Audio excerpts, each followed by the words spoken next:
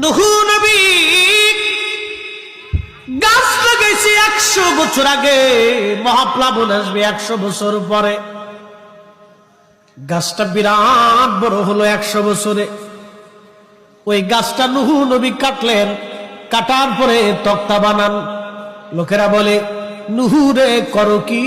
নূহ নবী ডাক দে বলল, লোকেরা রে, 850 বছর ধরে কালেমার দাওয়াত দিছি, তোমরা আমার কালেমার দাওয়াত মানো নাই। একটা মহাপ্লাবন আসবে, তামাম পৃথিবী এই মহাপ্লাবনে ডুবাই দিবে, তামাম পৃথিবী ধ্বংস করে দিবে রে। ও আমার উম্মতেরা, এখনো সময় আছে, তোমরা অতি দ্রুত গতিতে তওবা করে ভালো হয়ে যাও। মাগুরার মুসলমান, এখনো সময়, মরণ কিন্তু দরজায় কড়া নাড়তেছে।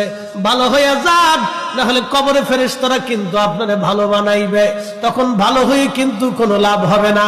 দুনিয়ার